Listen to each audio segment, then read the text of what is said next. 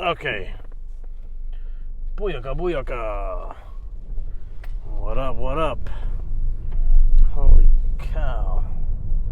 Alright, hopefully this looks good. There we go, that's the original lighting.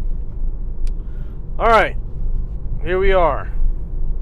Aspinall versus Tybura. Tommy Aspinall, Aspinall, Tommy Aspinall. Na na na na na na na na na. Tommy Aspinall, Aspinall, Tommy Aspinall. And the original song is na na na na na na na na na. Baby, give it up, baby, give it up. 80s, by the way. If you didn't know this, 80s songs are the greatest songs to have ever been created of all time. Alright? It's the reason why they're still being played to this day is because of just its pure amazingness. Just the all the genres in the 80s, the singing, the dance pop, the you name it. It's just all there. It's just the greatest, catchiest songs of all time were played in the 80s. There will never, ever be a decade of music like the 80s. It's just never going to happen again. And we just got to be appreciative that it happened, right?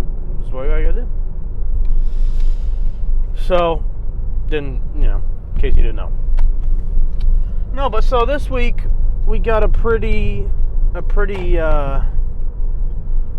good card, right? I mean, it's not bad.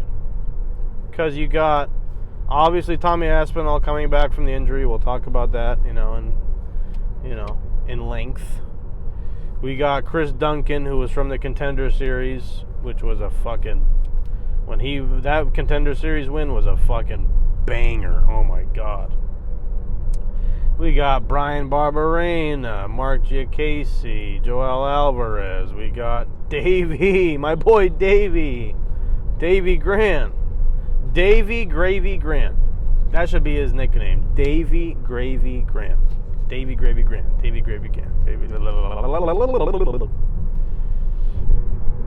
Lerone Murphy, Josh Kulabau, Andre Muniz fighting Paul Craig. Nathaniel Wood versus Andre Feely, Meatball Molly. So yeah, it's a pretty decent card, right? So, not bad. I'm excited. I'm always excited when there's fights. But this is definitely a step up from last week. This is definitely a step up. Especially it's in the O2 also, with those crazy ass fucking Brits. So, it'll be lovely, ain't it? We're going to see some fucking fights. Alright. See what we got here. First off, we got fucking Chris fucking Duncan versus Anal. What does that say? Anal. Oh, excuse me. Ashmos. Never really heard of the fucking bloke, to be honest with you. Chris Duncan, on the other hand, he's got a fucking sick knockout in the fucking Contender Series. I don't know, can't do it. Then it starts blending into the Australian accent. Oh, shit.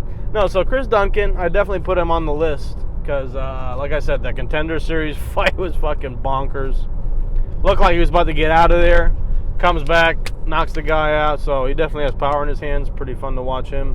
This Yanal guy, don't know who he is, but man, that's why I put him on here, just in case he does something, I remember his name. Then we got Brian Bam Bam Barberena versus Mahmoud Muradov. Mahmoud. So, this fight's pretty interesting. Barberena. Brian Barberena. I don't know why I say an Italian accent, but he's coming off of 2 losses, right? And his most recent loss was I don't care. I just did that on camera. I don't care.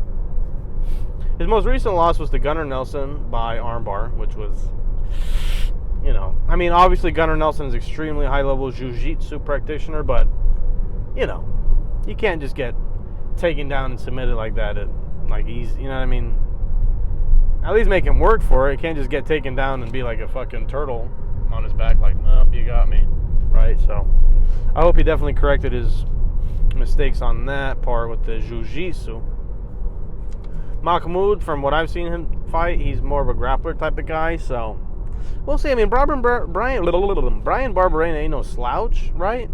He's got heavy hands. He's built like a fucking, you know.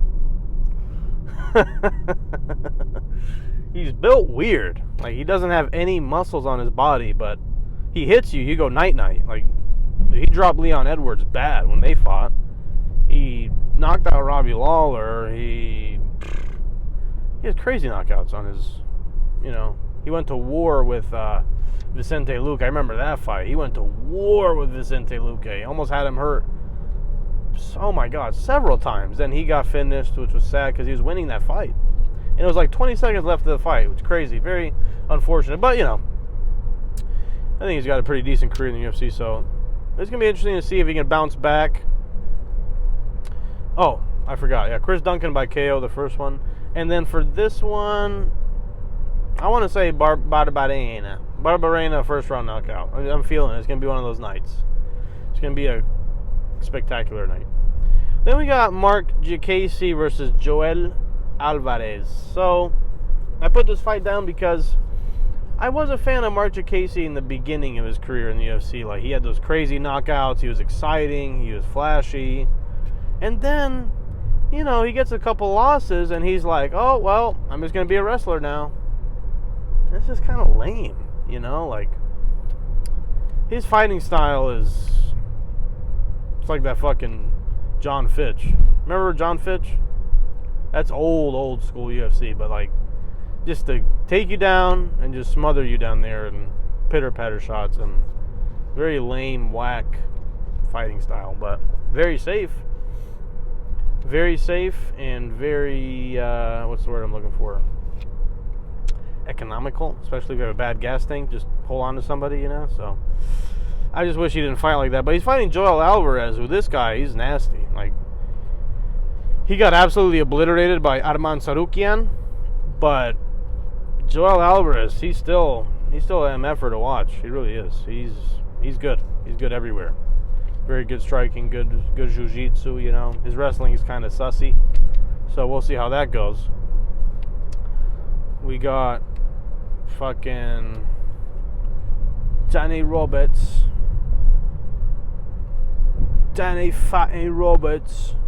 versus Johnny fucking Parsons. So obviously put this fight down because I like Danny Roberts. And honestly, I wish he would fire his fucking manager. Have you seen who this guy's been fighting? This Danny Roberts cat? It's unreal. You know? Holy shit. Right? Why would you have him fight Jack Della Maddalena? Like, why? What are you, stupid? You know? And then the fight before, they fought like some crazy Russian cat that was like, which was like an insane fight, you know? So he keeps getting just these crazy matchups, you know? But nothing, and I mean nothing, beats RDA's resume. Alright, when you want to talk about who RDA has fight, that's just a whole video on its own, which is insane. That guy's manager needs to be fucking taken out back and getting a stern talking to. Alright? So yeah, that would be a good one. Danny Roberts, Johnny Parsons. Don't really know the Johnny Parsons cat too well. Danny Roberts. Oh, I keep forgetting to get picks in the last one. Sorry. I got Joel Alvarez by submission. And then you got Roberts. I got Danny Roberts. I think Danny Roberts is going to get it by KO. I like him to do that in his hometown. We got Davey Gravy Grant. Davey Gravy Grant versus Danielle Marcos. Don't know who this Danielle Marcos cat is. But Davey Grant's really good, man. He's really good. He had a war with, what's that guy's name? Oh, my God. Adrian Yanez, right? He had a war with him, which was insane. But, yeah, Davey Grant, man, seems like the nicest guy in the world, you know, but he's obviously a psychopath because when he's in there, he's trying to take your head off, right? And I mean, he really, like, when he throws everything in his shots, he throws everything in his shots. That's what you got to love about him. Like, he's a game fighter. And I love that he likes to take chances and try to knock your head off. And, you know, he gets caught, but he ain't going out unless you put him out. So, Davy Grant's just a fucking warrior. So, you got to love a Davy Grant fight because he comes in there to destroy you by any means necessary. Like, he's nasty. And he's even though he's like a little bit older for bantamweight, he's still performing at a crazy high level. Crazy gas tank, puts everything in his shots, great scrambles. Very exciting to watch, you know. Obviously has a lot of fundamental flaws in his striking, but his striking is just so unorthodox with those looping shots, right? That it's just so hard to kind of get a gauge on sometimes, and he catches people, right? So that'll be crazy. We got Lerone Murphy versus Josh Culibao. And I think this Josh Culibao guy, I think he's somebody to look out for. I really do. It's that lightweight. I think I could see him at featherweight, Josh Culibao, you know, but he's at lightweight for some reason. He's not too big of a lightweight. Whoa, a plane. It's cool. Yeah, but I just see, like, this Josh Culibao guy, when he fought Melsik Bagdasaryan, he, man, let me tell you what. He put on a clinic. He's got crazy strike, like sharp striking, Josh Culibao. And his grappling is very, very top-notch. His jiu-jitsu is top-notch. So this guy's definitely something to look for, but he doesn't really have too much of a great striking defense, but he has crazy lightning-fast kicks, good hands, and he's a very fun striker. Lerone Murphy, on the other hand, I would say his chance of winning in this fight has got to be by grappling, trying to wrestle him, lay on Josh Culibao, because Josh has, like I said, he's a natural born striker. The Davy Grant fight, sorry, keep doing this. Davy Grant, I got Davy Grant by KO for sure. KO, and then I got Josh Culibao by decision, because I think Lerone Murphy is extremely tough. He's got great wrestling. He's very strong, and I believe he's probably gonna get that probably by decision. Andre Muniz moving up to 205 to fight Bull Craig. Two jiu-jitsu guys, right? Two grapplers. I just really hope that Bull Craig learned his lesson from Volkan, and even Johnny Walker, to that fact, of just trying to trust in his striking a little bit more. Like, dude, you're not just some wrestler jiu-jitsu guy.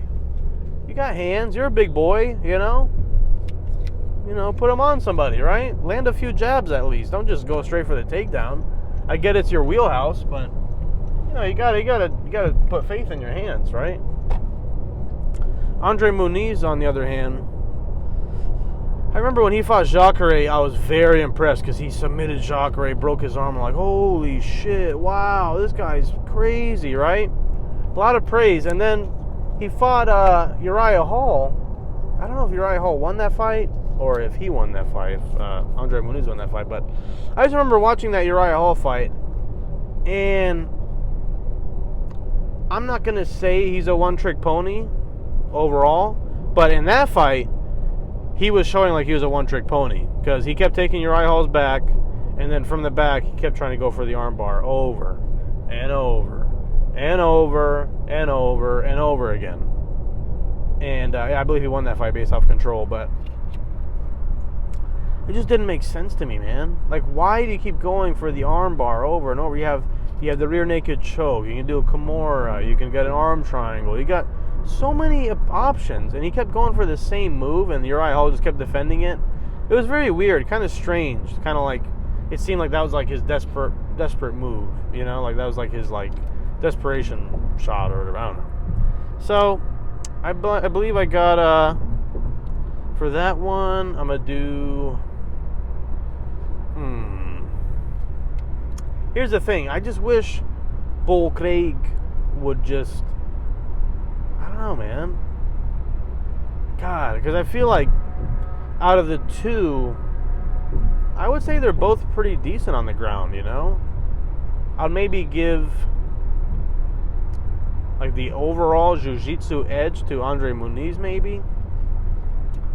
But I would give the edge, like the edge in like the guard, to Paul Craig. His guard is insane, especially for a big guy like that. He's got a crazy good guard. But yeah, I don't know. I just hope he doesn't get too complacent to try to stay in the guard and get a win from there.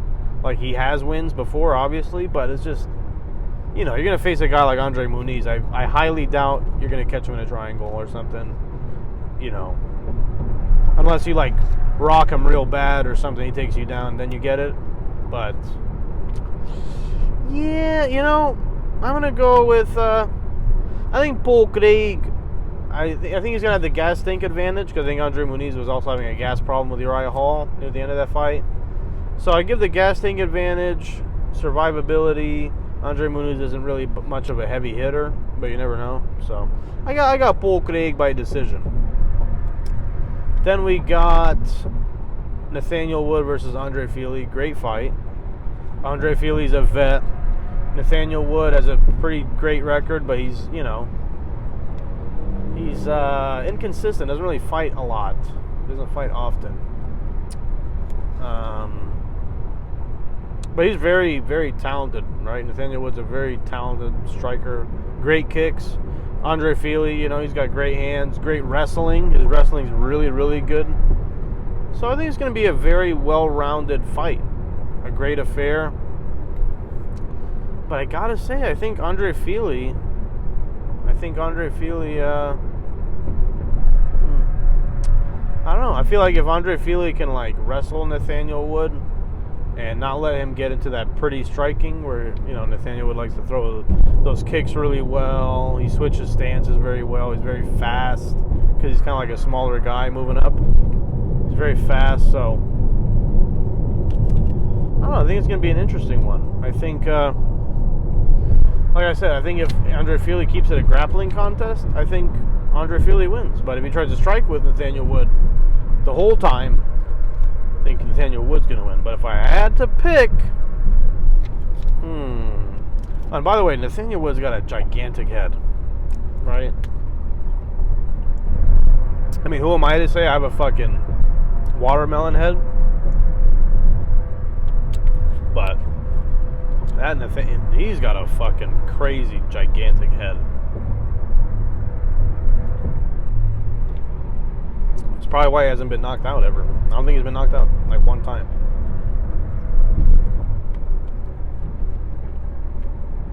But if I had to pick,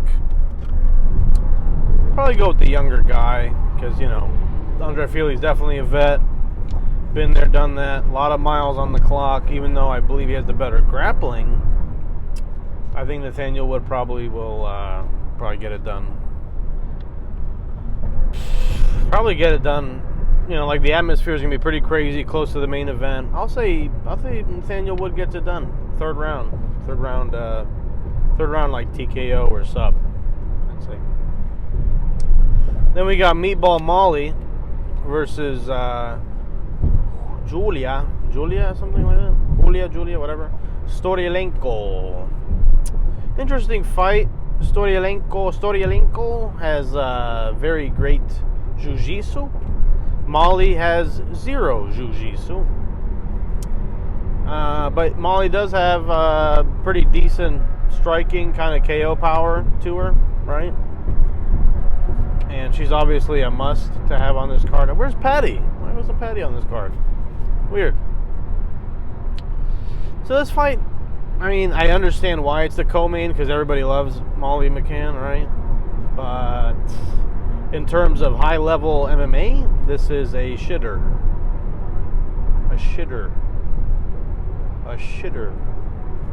So, yeah. I think,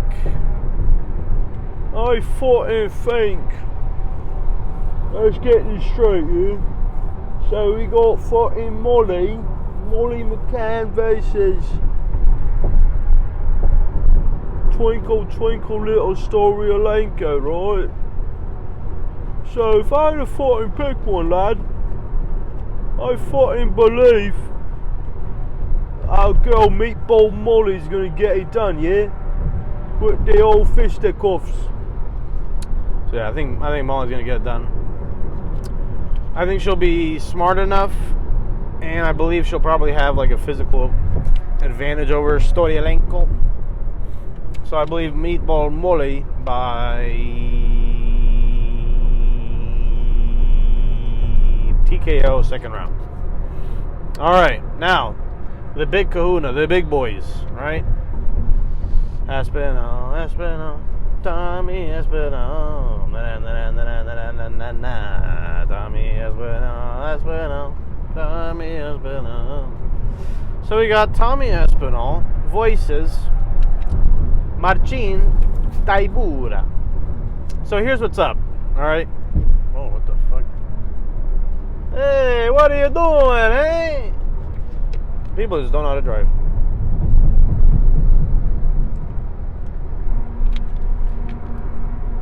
Then I got this dickhead behind me high beaming when I'm literally going like 10 over the fucking speed limit. This fucking jackass. Yeah, you know what, bud?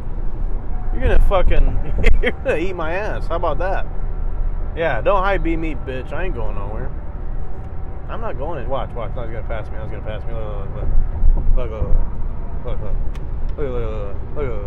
this dickhead. Yeah. That's right, dickhead. That's right, bud. Yeah. I ain't going anywhere. I'm not gonna be bullied by you. I'm gonna adhere to the law, okay? I'm not gonna be bullied by your tactics. With your high beams, with your honking, you know, putting your bumper near my rear bumper. It's not gonna happen. I am unfazed. I shall adhere to the law.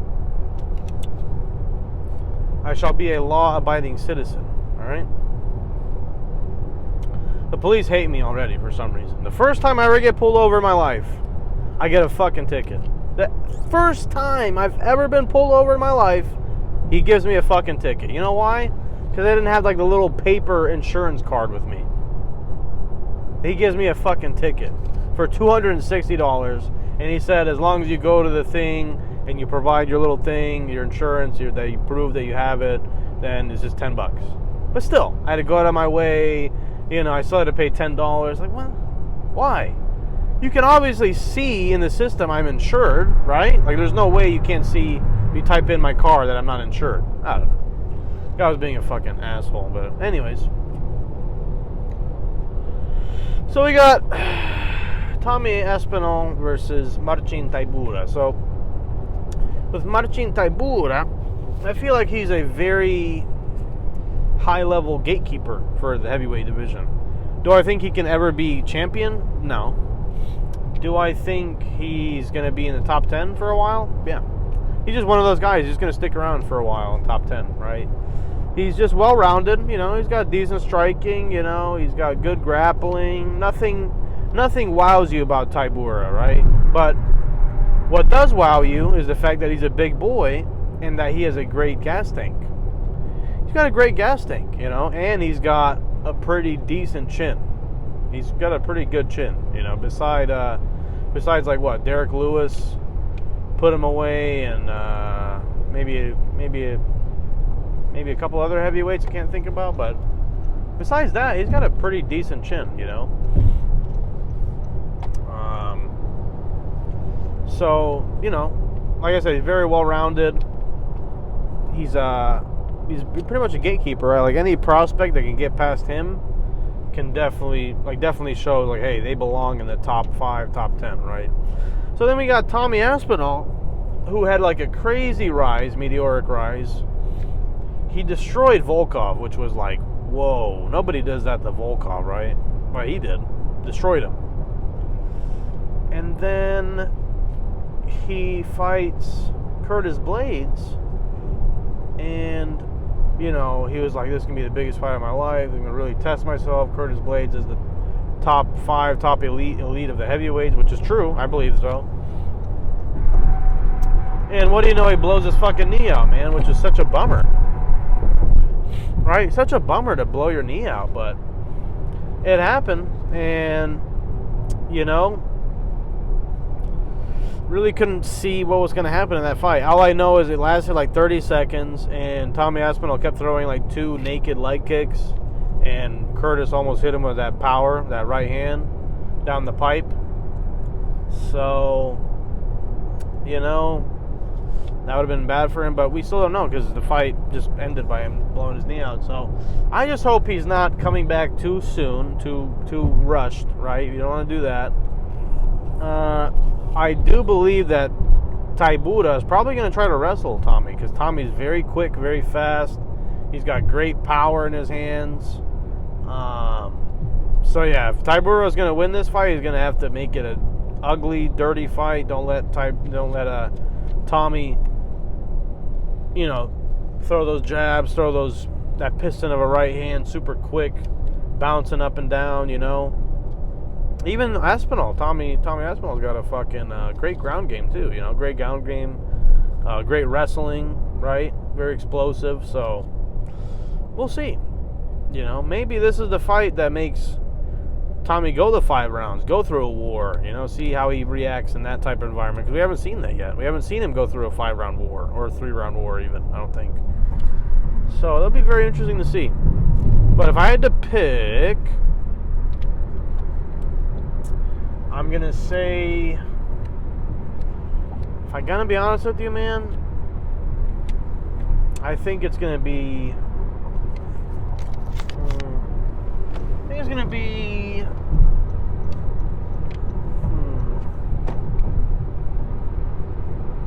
yeah, it's going to be Tommy Aspinall for sure. I mean, as long as he's healthy, that's the main thing. But I think he's going to be healthy enough for Margin.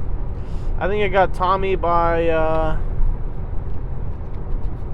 going to be Tommy. I think Tommy's 2nd round KO. Even though it's late. Even though I think Tybura's got a great chin, I think Tommy is going to be able to find his chin a lot throughout the fight, kind of wear him down, and then I don't think Marcin is going to be able to hold Tommy down at all, or grapple him, or, you know what I mean? I feel like Tommy's just very well-rounded too. So, yeah, I got Tommy by 2nd round TKO. I think he's gonna catch him pretty quick right hand, and night. So yeah, that's the whole fight card. It's a pretty decent one, I'm happy. And then we got the pay-per-view. I think is next weekend, right? Oh my god, that one's gonna be crazy. So I'm excited for that. I'm excited for these fights, I always look forward to Saturday. And yeah, so there you go. The YabaChaba MMA show has come to an end. Alright? I appreciate all my viewers, my listeners. Okay? Hope you guys have a great weekend. Enjoy the fights. Okay? Maybe, this weekend you spice it up, right? You've been doing the same thing for 5+ years now, you every Saturday go to Domino's, you get the same thing, the same wings by the same delivery guy, your wife, your boyfriend, whoever's watching, you tell them, hey, this is the night for fights. You want to stay, you can. Just switch it up, Switch it up. Maybe instead of Domino's, you get sushi. Maybe instead of kicking your significant one out of the room when you watch the fights, you bang them and then you kick them out. See?